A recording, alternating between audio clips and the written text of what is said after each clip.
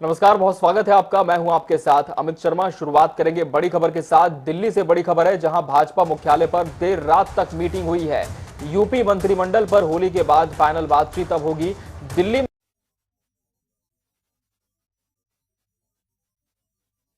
कौन से अतिथियों को इसके लिए आमंत्रित किया जाएगा, इस पर भी बात हुई है। वहीं शपथ ग्रहण बताया जा रहा है होली के बाद किसी तय तारीख को किया जाएगा। फिलहाल होली तक किसी तरह का इसमें खास जो घटनाक्रम है वो देखने को नहीं मिलेगा। और इस खबर पर हमारे सहयोगी अनूप कुमार सिंह लखनऊ से जुड़ चुके हैं। अनूप, निश्चित तौर पर यूपी में सीएम फेस तो साफ तौर पर ऐलान पहले ही हो चुका है अनौपचारिक रूप से, लेकिन जहां तक मंत्रिमंडल विस्तार की बात है, कौन कौन से दिग्गजों को जगह मिलेगी, कौन से नए खिलाड़ी होंगे, इस पर अभी सस्पेंस बरकरार है। दिल्ली में जो बैठक हुई है उसके बारे में क्या कुछ जानकारी मिल पा रही है, कितनी देर तक ये बैठक चली और कौन कौन से दिग्गज इसमें शामिल थे, और क्या ये माना जाए कि अब ये आखिरी दौर की बैठक थी और अब होली के बाद कोई बड़ा ऐलान हो सकता है?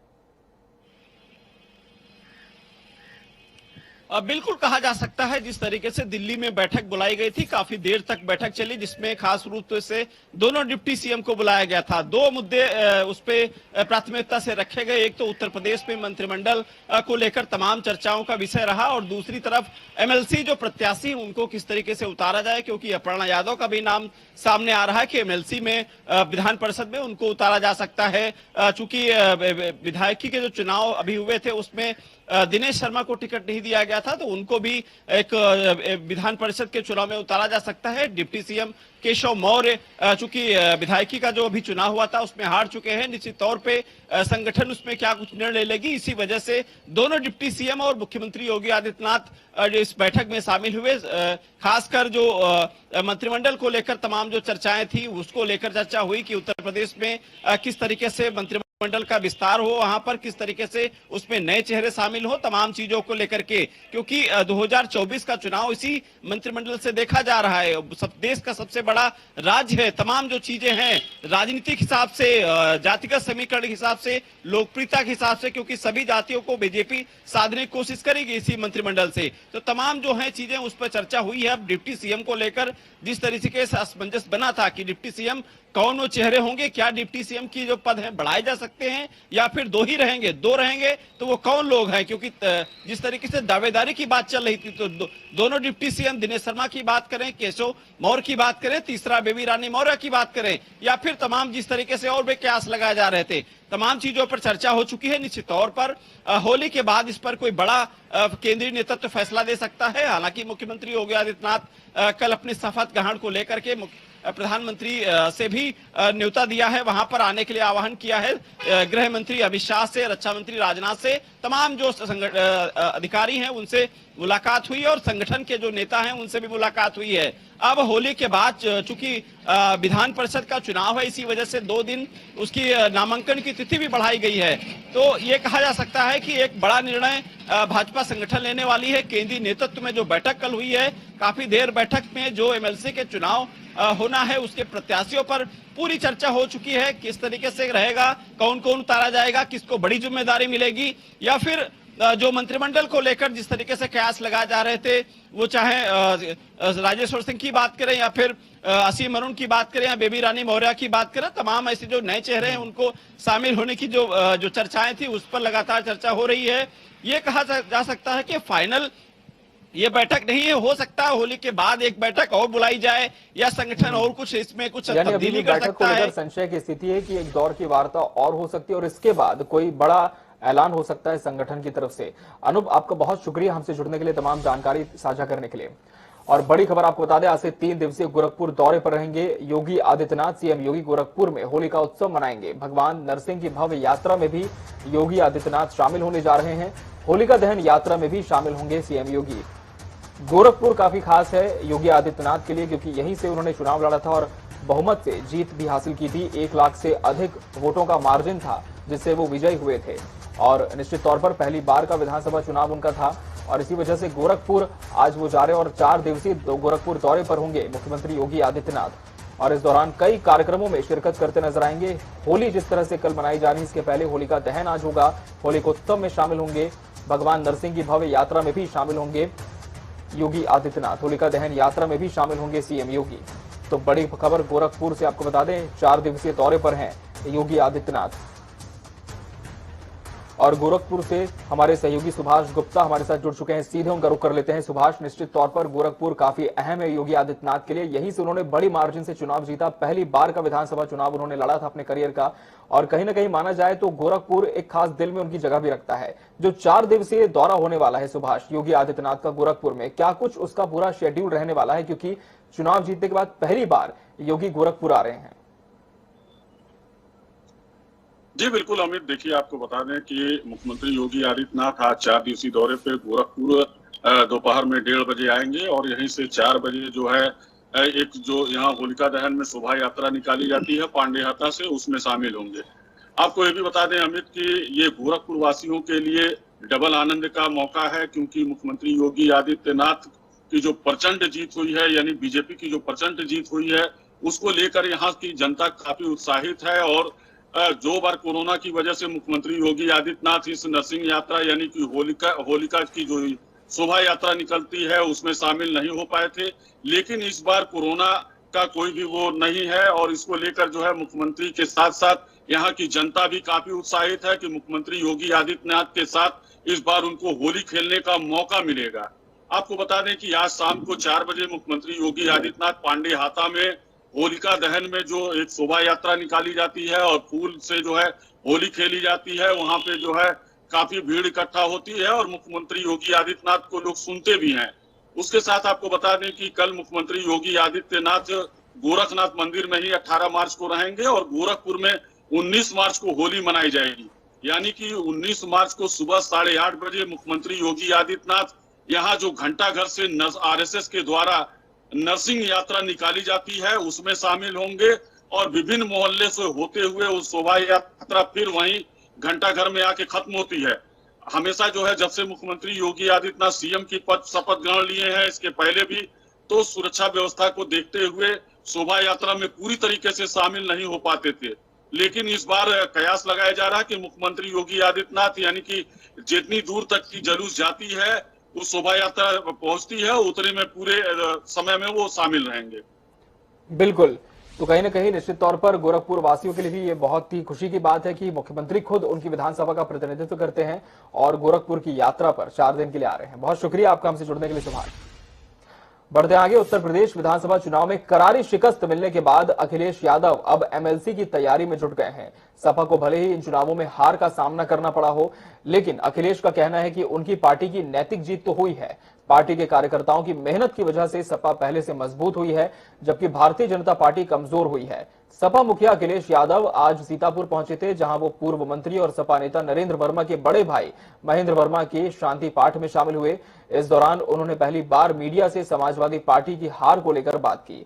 अखिलेश ने एक बार फिर महंगाई के मुद्दे पर बात की और कहा कि जो बुनियादी सवाल थे वो आज भी हैं। बीजेपी को हल निकालना होगा कि महंगाई कम कैसे हो।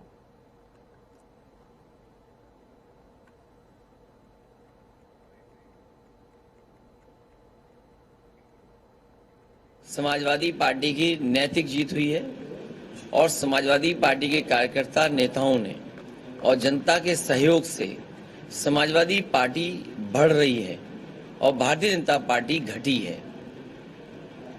या यूं कहे कि जनता का जो समर्थन मिला है, जो परसेंटेज ऑफ वोट था वो बढ़ गया है और हमारी समाजवादियों की सीटें भी जनता ने बढ़ा दी। ये समाजवादियों की नैतिक जीत हुई है और आने वाले समय में भारतीय जनता पार्टी घटेगी। जो बुनियादी सवाल थे वो आज भी हैं। महंगाई का बड़ा सवाल है जिसका भारतीय जनता पार्टी को रास्ता खोजना होगा कि महंगाई कैसे कम हो। बेरोजगारी अभी भी वैसी है, हमारा यूथ निराश हो गया। अब उस पर इसलिए नहीं कहना कि सब जानते हैं कि इकाना का पहले नाम बदला गया, भगवान विष्णु के नाम पर वो स्टेडियम बनाया गया था, उसका नाम बदला। सरकार के पास कोई दूसरा स्थान नहीं है, इसीलिए वही स्थान जो समाजवादियों का कभी बनाया गया था उसी में कार्यक्रम हो रहा है। ये फिल्म या कश्मीर फाइल्स पे, और आप तो पड़ोसी जिले के हो, अगर कश्मीर फाइल पे फिल्म बन रही है तो कम से कम लखीमपुर फाइल्स पे भी फिल्म बननी चाहिए। ये पड़ोसी जिला जहां पर जीप से किसानों को कुचल दिया गया था, समय आए और लखीमपुर फाइल्स पे भी फिल्म बने। मैं सरकारी कर्मचारियों का और जिन लोगों ने बैलेट से वोट दिया उनका मैं धन्यवाद देना चाहता हूं, क्योंकि बड़ी संख्या में उन्होंने पार्टी के पक्ष में मतदान किया। 2/3 से ज्यादा समर्थन समाजवादियों को मिला। भारत निर्वाचन आयोग ने प्रदेश सरकार की ओर से 19 मार्च को होली के उपलक्ष्य में घोषित किए गए सार्वजनिक अवकाश के चलते पहले चरण की नामांकन प्रक्रिया की अवधि एक दिन बढ़ा दी है। अब पहले चरण के लिए 21 मार्च यानी सोमवार तक नामांकन किया जा सकेगा। पहले नामांकन की अंतिम तारीख मार्च तय की गई थी। नए कार्यक्रम के अनुसार नामांकन पत्रों की जांच 22 मार्च को होगी और 24 मार्च तक नाम वापस लिए जा सकेंगे। बाकी 6 सीटों गोंडा, फैजाबाद, बस्ती, सिद्धार्थनगर, गोरखपुर, महाराजगंज, देवरिया और बलिया के लिए पहले से तय कार्यक्रम के तहत नामांकन पत्रों की जांच, नाम वापसी होगी। सभी 36 सीटों के लिए मतदान 9 अप्रैल को और 12 अप्रैल को मतगणना होगी।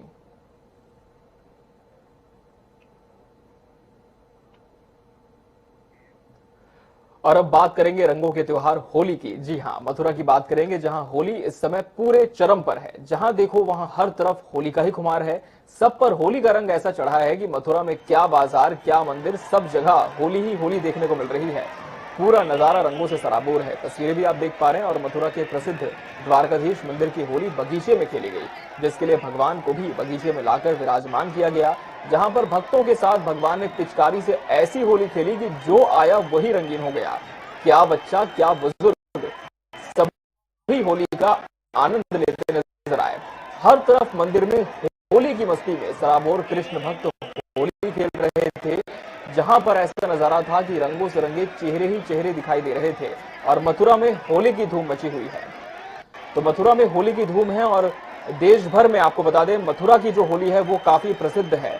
और न सिर्फ मथुरा वृंदावन भी, देश भर के अलग अलग हिस्सों से भी लोग यहाँ होली खेलने के लिए पहुंचते हैं। और इस बार भी मथुरा में जो होली का उत्साह है वो देखते ही बन रहा है। बड़ी संख्या में लोग यहाँ पर होली का आनंद लेते नजर आए। पिचकारियों से, रंग गुलाल से सभी होली के रंग में सराबोर दिखे। और पूरे देश में तो कल होली खेली जाएगी, लेकिन मथुरा की अगर हम बात करें तो होली का उत्सव की शुरुआत यहाँ पहले ही हो जाती है।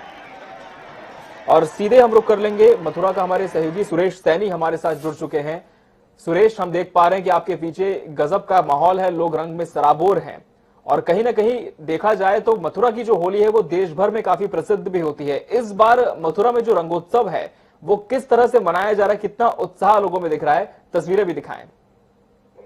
जी, मैं आपको बता दूं कि मथुरा में जो उत्साह है होली का वो बड़ा अलौकिक है, क्योंकि जिस तरह से 1.25 महीने की यहाँ होली होती है और सुबह से ही इस होली को लेकर के लोगों को बड़ा खासा है। क्योंकि 2 साल के बाद, आज कोविड के बाद जो है लोगों को फिर से एक बार खुलकर होली का आनंद लेने का मौका मिला है। तो मैं आपको दिखा दूं, पीछे ऊर्जा मंत्री जो श्रीकांत शर्मा है वो अपने आवास पर होली मना रहे हैं। और यहाँ पर होली का जो आनंद है वो अलग ही देखने को मिलता है। क्योंकि ऊर्जा, जिस तरह से जीत का जश्न हम इसको कह सकते हैं कि जीत का जश्न यहाँ होली पर देखा जा रहा है। और जो ऊर्जा मंत्री जो थे श्रीकांत शर्मा, वो जीतने के बाद अपने आवास पर जिस तरह की होली का आप नजारा देख रहे हैं यहाँ पर, वो कितने मस्त है। उनके साथ जो भाजपा के कार्यकर्ता है, नेता है, वो भी जमकर होली का आनंद ले रहे हैं और होली में खूब नाच रहे, गा रहे और एक दूसरे के साथ जश्न मना रहे हैं। जी, आपको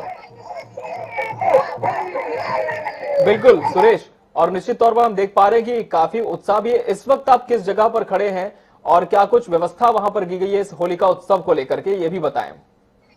जी, मैं आपको बता दूं, मथुरा में वैसे तो सभी चारों तरफ जो है होली का उत्सव देखने को मिल रहा है। सारे मंदिरों में वैसे ही होली का जो है आनंद लिया जा रहा है। भक्त भगवान के साथ होली कर रहे हैं, लेकिन यहाँ मथुरा में प्रशासन ने भी खासी तैयारियां की है होली को लेकर के। और मैं आपको ये देखिए किस तरह से यहाँ पर जो है गाने गाए जा रहे, भजन गाए जा रहे हैं कि मेरा खोए गया बाजू बंद रसिया होली में। तो ये ऊर्जा मंत्री श्रीकांत शर्मा है जो आज होली का आनंद ले रहे हैं, होली में अपने पूरे आनंद के साथ इस उत्सव को मना रहे हैं। और उसका जो है वो पूरा आनंद आप भी तस्वीरों के साथ ले सकते हैं। बिल्कुल, तो हम तस्वीरें भी देख पा रहे हैं और दर्शकों को दिखा भी रहे हैं लगातार कि किस तरह से रंगों की जो खुमारी है वो मथुरा में देखने को मिल रही है। तमाम जो जनप्रतिनिधि हैं वो भी पहुंचे हैं इस रंगोत्सव में शामिल होने के लिए और सभी को होली की बधाई भी दे रहे हैं। वाराणसी, मथुरा और अयोध्या होली के रंग में रंगी हुई नजर आ रही है। सुरेश, आपसे ये भी जानना चाहेंगे कि जिस तरह से कोविड काल था, ऐसे में तमाम तरह की पाबंदियां लगाई गई थी और होली का उत्सव उस तरह से नहीं हो पाया था जिस तरह से इसका वृहद स्तर होता है, लेकिन क्या इस बार ये जो संख्या है उस पर किसी तरह की पाबंदियां हैं या फिर हम कह सकते हैं कि तमाम जो पाबंदियां थी उसे इस बार प्रशासन ने हटा दिया है? जी मैं आपको बता दूं कि इस समय 2 साल बाद जब कोविड खत्म हुआ है, उसके बाद फिर होली का आनंद लोगों को लेने का मौका मिला है, तो इस समय कोई पाबंदी उनको रोक नहीं पा रही है।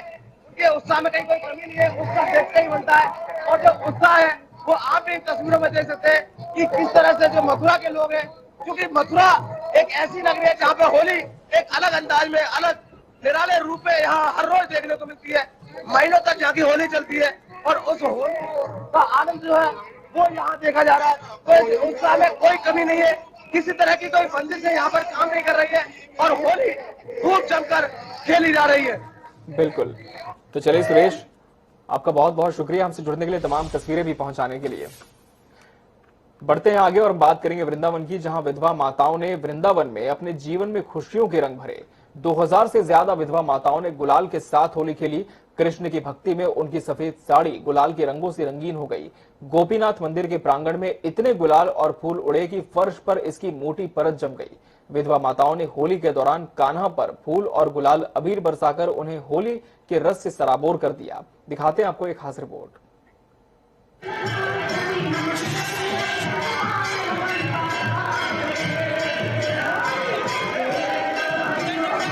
उनकी दुनिया बेरंग हो चुकी थी, वे रंगों की दुनिया से दूर थी।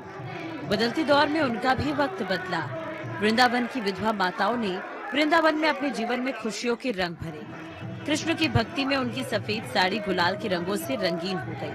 आज हम आपको एक ऐसी ही होली दिखा रहे हैं जो सारी बंदिशों को तोड़कर वो विधवा माता होली का आनंद लेती नजर आ रही है, जिन्हें उनके अपने परिजनों की ओर से त्याग दिया गया है, जो आज वृंदावन में भगवान के भजन करने में मग्न रहती हैं। मगर होली एक ऐसा त्योहार होता है जिसमें हर कोई अपने तन मन को रंगों के साथ रंग कर जीवन को रंगीन करना चाहता है। तभी तो विधवा माताएं भी आज खुद को होली खेलने से खुद को नहीं रोक पाई और खुलकर अपनी इस होली के रंगों में मदमस्त होकर नाचती गाती हुई होली मनाती नजर आई।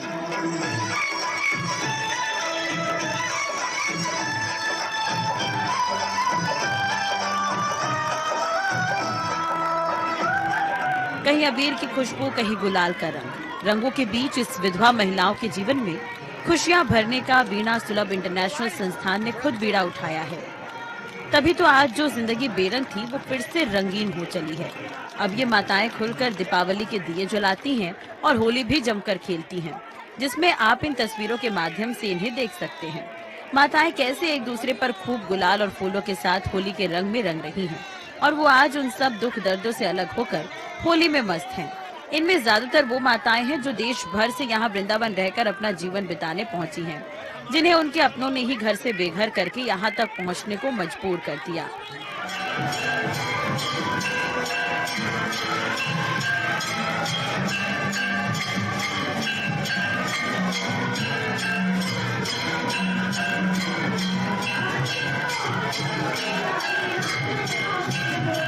होली का त्योहार आता है तो फिजाओं में गुलाल और अबीर के साथ प्रेम का रंग घुल जाता है।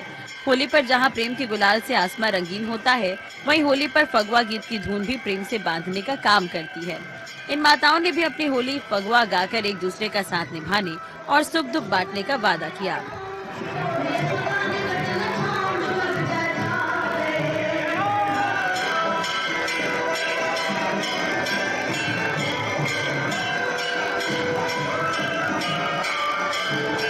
ब्यूरो रिपोर्ट, जनता टीवी।